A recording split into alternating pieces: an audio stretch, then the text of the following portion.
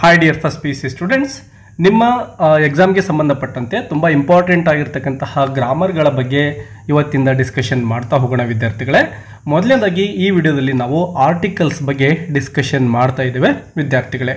ನಿಮಗೆ 2024 ಮತ್ತು 25ನೇ ಸಾಲಿನಲ್ಲಿ ಬೋರ್ಡಿಂದನೇ ಬಿಟ್ಟಿರ್ತಕ್ಕಂತಹ ವರ್ಕ್ಶೀಟ್ಗಳೇನಿದಾವೋ ಅಲ್ಲಿಂದ ಈ ಕ್ವೆಶನ್ಸ್ಗಳನ್ನು ಆಯ್ಕೆ ಮಾಡಿಕೊಳ್ಳಲಾಗಿದೆ. ಸೊ ಈ ರೀತಿಯ ಪ್ರಶ್ನೆಗಳೇ ನಿಮ್ಮ ಪರೀಕ್ಷೆಯಲ್ಲೂ ಕೂಡ ಬರ್ತವೆ ವಿದ್ಯಾರ್ಥಿಗಳೇ. ಸೊ ಈ ಒಂದು ಗ್ರಾಮರ್ ಟಾಪಿಕ್ಗಳನ್ನು ಮಿಸ್ ಮಾಡ್ದೇನೆ ಎಲ್ಲ ಗ್ರಾಮರ್ ಟಾಪಿಕ್ಗಳನ್ನು ಚೆನ್ನಾಗಿ ಕಲಿತುಕೊಳ್ತಾ ಹೋಗಿ. ಇಲ್ಲಿರ್ತಕ್ಕಂತಹ ಎಕ್ಸಸೈಸ್ಗಳನ್ನು ನಿಮ್ಮ ನೋಟ್ಸಲ್ಲಿ ಬರೆದುಕೊಂಡು you can practice them. First question ನೋಡಿ ವಿದ್ಯಾರ್ಥಿಗಳೇ, she found dash old book in dash library ಅಂತ ಇದೆ. ಸೊ ಈ ರೀತಿಯಾಗಿರ್ತಕ್ಕಂತಹ ಎಕ್ಸಸೈಸನ್ನು ನಿಮ್ಮ ಪರೀಕ್ಷೆಯಲ್ಲೂ ಕೂಡ ಕೊಡ್ತಾರೆ. ನೀವು ಆರ್ಟಿಕಲ್ಸನ್ನು ಫಿಲ್ ಮಾಡಬೇಕು ಅಂದರೆ ಕೆಲವೊಂದಿಷ್ಟು ಇಂಪಾರ್ಟೆಂಟ್ ಥಿಂಗ್ಸನ್ನು ನೆನಪಿಟ್ಕೋಬೇಕು. ಅದೇನಪ್ಪ ಅಂದರೆ, ಮೊದಲನೇದಾಗಿ ನೋಡಿ, ಈಗ ಬ್ಲ್ಯಾಂಕ್ ಏನು ಕೊಟ್ಟಿದ್ರೋ ಇಲ್ಲಿ ಆರ್ಟಿಕಲ್ ಫಿಲ್ ಮಾಡಬೇಕು ಅಂದರೆ ಅದರ ನೆಕ್ಸ್ಟ್ ವರ್ಡನ್ನು ನಾವು ಸರಿಯಾಗಿ ಗಮನಿಸಬೇಕಾಗುತ್ತೆ. ಅಂದರೆ ಇಲ್ಲಿ ಓಲ್ಡ್ ಅಂತಕ್ಕಂತಹ ಪದ ಏನಿದೆನೋ ಇದನ್ನು ಗಮನಿಸಬೇಕು. ಸೆಕೆಂಡ್ ಬ್ಲ್ಯಾಂಕಲ್ಲಿ ನೋಡಿ ಡ್ಯಾಶ್ ಆದಮೇಲೆ ಲೈಬ್ರರಿ ಇದೆ, ಸೊ ಇದನ್ನು ಗಮನಿಸಬೇಕಾಗುತ್ತೆ. ಸೊ ಈ ವರ್ಡ್ಸ್ಗಳ ಸಹಾಯದಿಂದ ನಾವು ಆರ್ಟಿಕಲ್ಸನ್ನು ಯಾವಾಗಲೂ ಫಿಲ್ ಮಾಡ್ತೇವೆ. ಅಂದರೆ ನಮಗೆ ಮುಖ್ಯ ಯಾವುದಪ್ಪ ಅಂದರೆ ಡ್ಯಾಶ್ ಆದಮೇಲೆ ಇರ್ತಕ್ಕಂತಹ ವರ್ಡ್ ಆಗಿರುತ್ತೆ.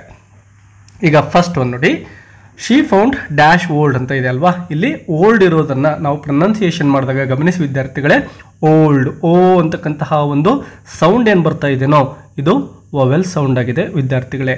ಅಂದರೆ ನಾವು ಕನ್ನಡದಲ್ಲಿ ಸ್ವರ ಅಂತ ಕರಿತೀವಿ. ಸೊ ವೊವೆಲ್ ಸೌಂಡ್ ಬಂತು ಅಂದರೆ ನೀವು ಆ್ಯನ್ ಅಂತಕ್ಕಂತಹ ಆರ್ಟಿಕಲನ್ನು ಫಿಲ್ ಮಾಡಬೇಕಾಗುತ್ತೆ. ಸೊ ಇಲ್ಲಿ ಮೊದಲನೇದಾಗಿ ನಾವು ಆ್ಯನನ್ನು ಫಿಲ್ ಮಾಡ್ಕೊಳ್ತೇವೆ. She found an old book ಅಂತ ಆಯಿತು. ಇನ್ ಡ್ಯಾಶ್ ಲೈಬ್ರರಿ ಅಂತ ಇದೆ ಅಲ್ವಾ ವಿದ್ಯಾರ್ಥಿಗಳೇ. ಸೊ ಎಲ್ಲಿ ಆ ಒಂದು ಓಲ್ಡ್ ಬುಕ್ಕನ್ನು ಅವಳು ಹುಡುಕಿದ್ಲು ಅಂದರೆ ಲೈಬ್ರರಿ, ಅಂದರೆ ಒಂದು ಡೆಫಿನಿಟ್ ಆಗಿರ್ತಕ್ಕಂತಹ ಒಂದು ಪ್ಲೇಸಲ್ಲಿ ಹೇಳ್ತಾ ಇದ್ದಾರೆ. ಸೊ ಈ ರೀತಿ ಡೆಫಿನಿಟ್ ಅಂದರೆ ಹೇಳ್ತಕ್ಕಂತಹ ವ್ಯಕ್ತಿ ಮತ್ತು ಕೇಳ್ತಕ್ಕಂತಹ ವ್ಯಕ್ತಿ ಇಬ್ಬರಿಗೂ ಕೂಡ ಆ ಒಂದು ಪ್ಲೇಸ್ ಗೊತ್ತಿದೆ ಅಂದರೆ ನಾವು ಅಲ್ಲಿ ಡೆಫಿನಿಟ್ ಆರ್ಟಿಕಲ್ ಆಗಿರ್ತಕ್ಕಂತಹ ದ ಅನ್ನು ಫಿಲ್ ಮಾಡ್ತೇವೆ, ನೆನಪಿಟ್ಕೊಳ್ಳಿ.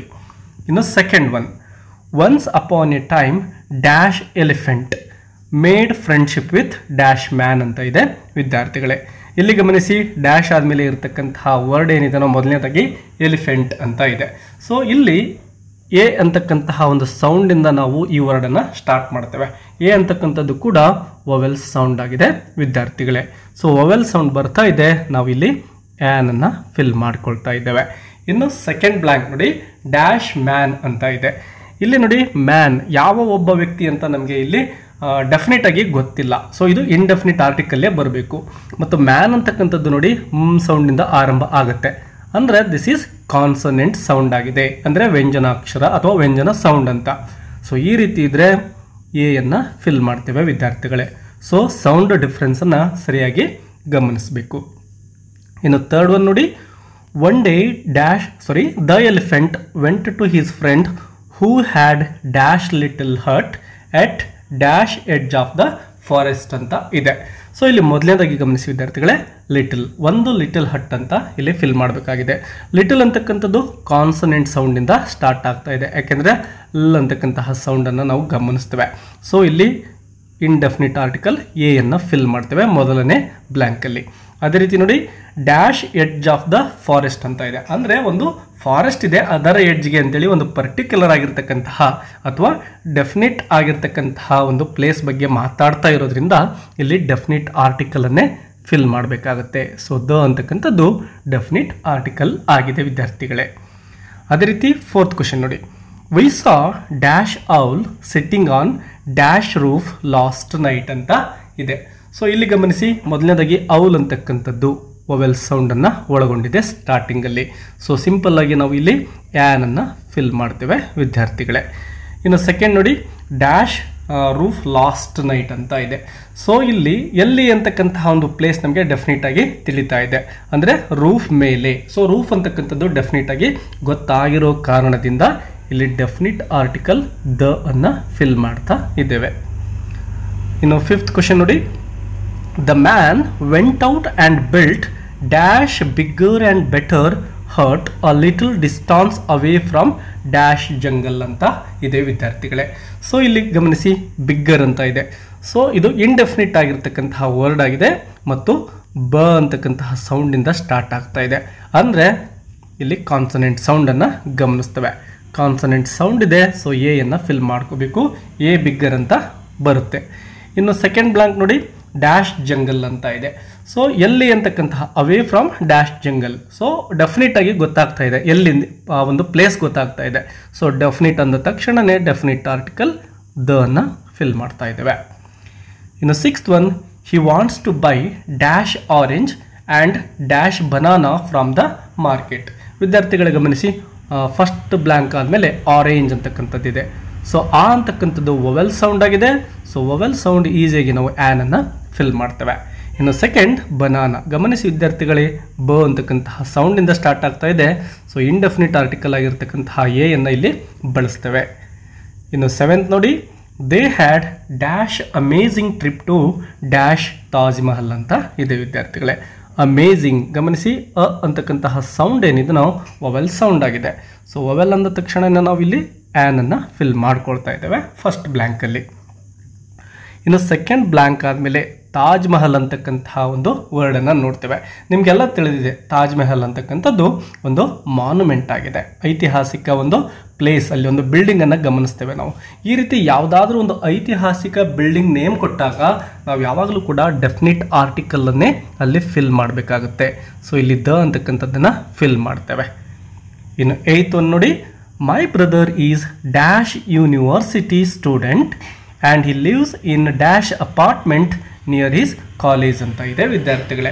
ಸೊ ಇಲ್ಲಿ ಗಮನಿಸಿ ವಿದ್ಯಾರ್ಥಿಗಳೇ, ಯೂನಿವರ್ಸಿಟಿ, ಇಲ್ಲಿ ಯು ಅನ್ನು ನೋಡಿದ ತಕ್ಷಣವೇ ನೀವು ಇದು ವೊವೆಲ್ ಅಂತ ಅನ್ಕೋಬಾರ್ದು. ಯಾಕೆ ಅಂದರೆ ನೋಡಿ ವಿದ್ಯಾರ್ಥಿಗಳೇ, ಇದನ್ನು ನಾವು ಈ ರೀತಿ ಪ್ರೊನೌನ್ಸಿಯೇಷನ್ ಮಾಡ್ತೇವೆ, ಯು ಅಂತೇಳಿ. ಸೊ ಇದೊಂದು ಕಾನ್ಸೋನೆಂಟ್ ಸೌಂಡ್ ಆಗಿದೆ ವಿದ್ಯಾರ್ಥಿಗಳೇ, ಅಂದರೆ ನಾವು ವ್ಯಂಜನ ಅಂತ ಕರಿತೇವೆ. ಸೊ ವ್ಯಂಜನದಿಂದ ಸ್ಟಾರ್ಟ್ ಆಗಿರೋದ್ರಿಂದ ನಾವು ಇಲ್ಲಿ ಎಯನ್ನು ಫಿಲ್ ಮಾಡ್ತೇವೆ ವಿದ್ಯಾರ್ಥಿಗಳೇ. ಇಂತಹ ವರ್ಡ್ಸ್ಗಳನ್ನು ಸರಿಯಾಗಿ ಗಮನಿಸಬೇಕು ವಿದ್ಯಾರ್ಥಿಗಳೇ. ಆ್ಯನ್ ಯೂನಿವರ್ಸಿಟಿ ಅಂತ ಬರೆಯೋ ಹಾಗಿಲ್ಲ, ಸಾರಿ, ಎ ಯೂನಿವರ್ಸಿಟಿ ಅಂತ ಬರೀಬೇಕಾಗುತ್ತೆ. ಇನ್ನು ಸೆಕೆಂಡ್ ಬ್ಲ್ಯಾಂಕ್ ನೋಡಿ, ಅಪಾರ್ಟ್ಮೆಂಟ್ ಅಂತಕ್ಕಂತಹ ವರ್ಡನ್ನು ಗಮನಿಸ್ತಾ ಇದ್ದೇವೆ. ಸೊ ಇಲ್ಲಿ ಅಪಾರ್ಟ್ಮೆಂಟ್ ನೋಡಿ ಅ ದಿಂದ ಸ್ಟಾರ್ಟ್ ಆಗ್ತಾ ಇದೆ, ಅಂದರೆ ವೊವೆಲ್ ಸೌಂಡನ್ನು ಗಮನಿಸ್ತೇವೆ. ಸೊ ಇಲ್ಲಿ ಆ್ಯನನ್ನು ಫಿಲ್ ಮಾಡ್ತಾ ಇದ್ದೇವೆ. ಯಾಕೆಂದರೆ ಯಾವ ಅಪಾರ್ಟ್ಮೆಂಟ್ ಅಂತಕ್ಕಂಥದ್ದು ಸರಿಯಾಗಿ ಇಲ್ಲ. ಆ ಕಾಲೇಜ್ ಹತ್ರ ಬೇರೆ ಬೇರೆ ಅನೇಕ ಅಪಾರ್ಟ್ಮೆಂಟ್ಗಳಿರ್ಬೋದು, ಅಲ್ಲಿ ಯಾವುದೋ ಒಂದು ಅಪಾರ್ಟ್ಮೆಂಟ್, ಹಾಗಾಗಿ ಇಂಡೆಫಿನಿಟ್ ಆರ್ಟಿಕಲ್ ಬರುತ್ತೆ ಇಲ್ಲಿ. Let's move on to the 9th question. She adopted dash adorable puppy from dash animal shelter ಅಂತಕ್ಕಂತಹ ಒಂದು ಸೆಂಟೆನ್ಸನ್ನು ನೋಡ್ತಾ ಇದ್ದೇವೆ. ಇಲ್ಲಿ ಗಮನಿಸಿ ವಿದ್ಯಾರ್ಥಿಗಳೇ, ಅಡೋರೆಬಲ್ ಅಂತಕ್ಕಂತಹ ಒಂದು ವರ್ಡನ್ನು ಗಮನಿಸಿ. ಅಡೋರೆಬಲ್, ಸೊ ಇಲ್ಲಿ ಅ ಅಂತಕ್ಕಂತಹ ವೊವೆಲ್ ಸೌಂಡನ್ನು ನಾವು ಸ್ಟಾರ್ಟಿಂಗಲ್ಲಿ ನೋಡ್ತೇವೆ.